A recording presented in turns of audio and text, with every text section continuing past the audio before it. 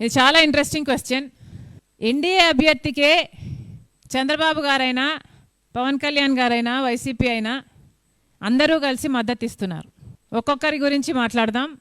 ముఖ్యంగా Telugu Desam party NDA అభ్యర్థికి మద్దతు ఇస్తున్నాం, ఎందుకు ఇవ్వకూడదు, మాది మిత్రపక్షం కదా అంటున్నారు. నిజమే, మీది మిత్రపక్షమే. కానీ తెలుగుదేశం పార్టీ పెట్టిందే తెలుగు ఆత్మగౌరవం కోసం కాదా? మరి ఈరోజు తెలుగువాడు నిలబడి ఉన్నాడు. మరి ఈరోజు తెలుగు జాతి పక్షాన నిలబడాలని మీకు ఎందుకు అనిపించటం లేదు? ఆ రోజు ఎన్టీఆర్ గారు పివి నరసింహారావు గారి కోసం నంద్యాల సీటు వదులుకోలేదా? ఎందుకు వదులుకున్నాడు? ఎందుకంటే ఒక తెలుగువాడు మంచి పదవిలో ఉంటే అది తెలుగు జాతికే ఖ్యాతి అనుకున్నారు కాబట్టే కదా వదులుకోగలిగారు. మరి ఈరోజు తెలుగు తమ్ముళ్ళు తెలుగుదేశం పార్టీ ఎందుకలా ఆలోచించటం లేదు అంటే ఈరోజు తెలుగు జాతి కంటే బీజేపీ ఖ్యాతే మీకు ముఖ్యమా? తెలుగు ఆత్మగౌరవం కంటే మోడీ ఆత్మగౌరవమే మీకు ముఖ్యమా? ఏం చెప్పాలనుకుంటున్నారు? తెలుగువారి ఆత్మగౌరవం కోసం స్థాపించబడిన తెలుగుదేశం పార్టీ ఈరోజు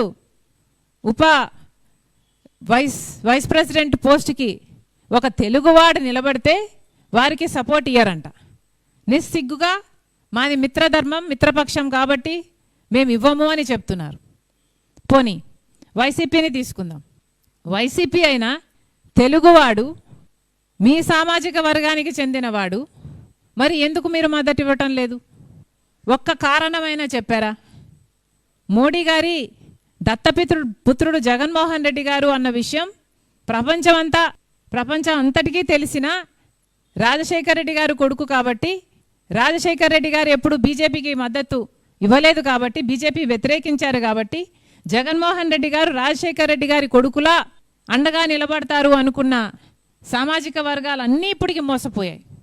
కానీ జగన్మోహన్ రెడ్డి గారు నిజంగానే మోడీ గారికి దత్తపుత్రుడు అనడానికి ఇది ఒక నిదర్శనం కాదా?